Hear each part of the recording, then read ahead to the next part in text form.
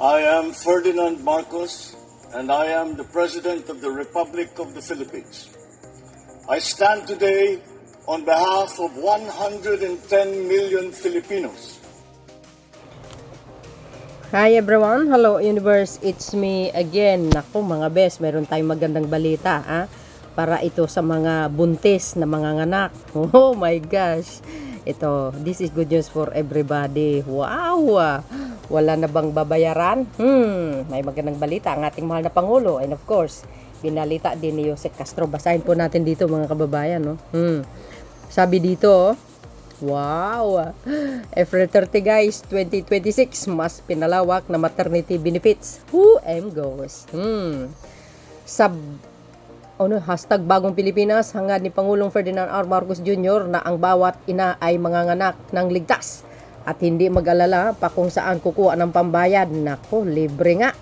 Kaya naman, sa tulong ng PhilHealth, simula April 30 ay mas palalawakin at patataasin pa ang maternity benefits, maging ang parental at postnatal care upang matiyak ang maaasahang serbisyo pangkalusugan para sa bayan, lalo na para sa mga ina at sanggol.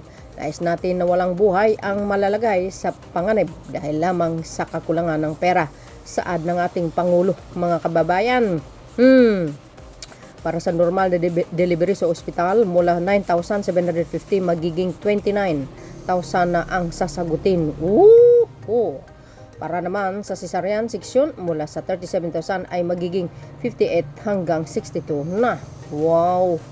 Sa maraming pagkakataon, kung sa ward, mga anak, kahit sa private hospital, maaari na wala ng babayaran paglabas. O yun mga kababayan, shoutout sa mga Marcos Luili supporters, Filipino and OFW. Para kumpleto, detalyado, ito po ang sinabi ng ating mahal na Pangulo. Doblehin natin. Eto na.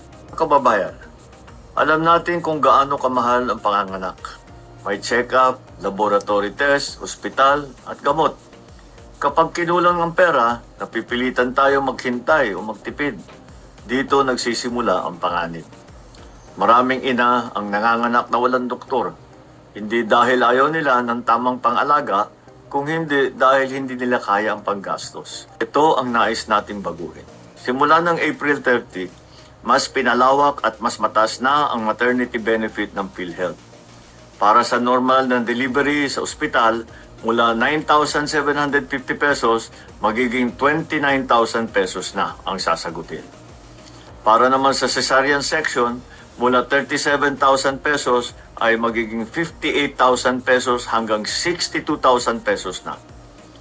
Sa maraming pagkakataon, kung sa ward mga anak, kahit sa private hospital, maaari nang wala nang babayaran paglabas.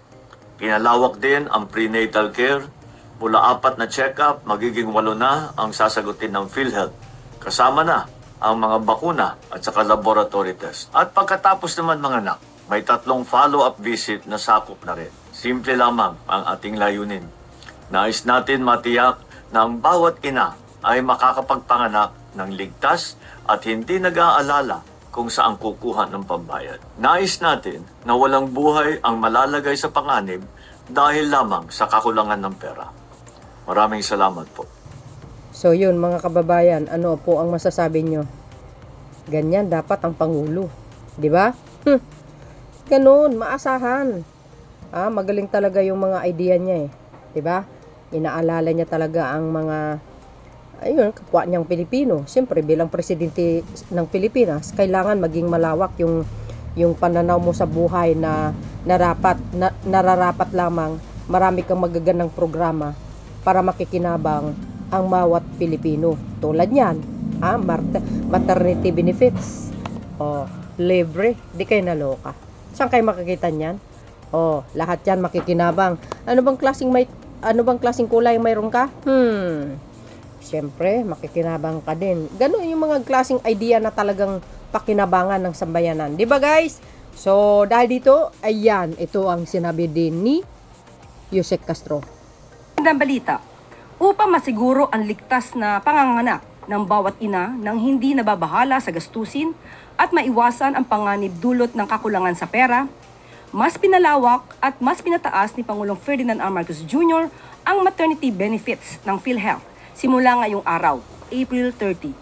Saklaw nito ang normal delivery na itinaas sa 29,000 pesos mula 9,750 pesos at cesarean section na magiging 58,000 hanggang 62,000 pesos mula sa dating 37,000 pesos. Binigyan diin ng Pangulo na sa ilang kaso, lalo na kung sa ward, maaari na ring wala ng bayaran kahit na pribadong ospital. Pinalawak din ang prenatal care mula 4 hanggang 8 check-up kasama ang bakuna at laboratory test at may postnatal follow-up visits pa. Muli, naninindigan si Pangulong Marcos Jr. na simple lang ang layunin ng pamahalaan, matiyak na ang bawat ina ay makakapanganak ng ligtas at hindi mag-aalala sa kung saan kukuha ng pambayad sa ospital. Nais din ng Pangulo na walang buhay ang malalagay sa panganib dahil lang sa kakulangan sa pera. Alam natin kung gaano kamahal ang panganganak. Oh, you see guys, sabi sa inyo eh. Aba, congratulations sa ating mga buntis. Ayan, napakinggan nyo siguro ito, ano? Oh, sa mga buntis out there. Simula ngayong araw, April 30, 2026. Aba, lahat makinabang yan, ano? At ang laking tulong ito, mga kababayan, sa totoo lang. Oo, minsan ang iba nga natatrap lang sa ospital kasi delay yung ang kanilang pera. Ang iba nagbibinta ng kambing, kalabaw para may pambayad. Pero ngayon, wala na. Di ba? Ganyan dapat ang isang pangulo, the best. So yun guys, ano pong masasabi nyo? Ako, congratulations sa atin lahat. Salamat Mr. President sa napakagandang programa na binigay mo sa mga Pilipino, lalo na sa mga buntis. Ayan, saludo ako sa ating mahal na Pangulo. Thank you guys for watching. See you again on my next upload. Bye bye bye and baboos. God bless Philippines. Follow me and likes. There's more. Bye everyone.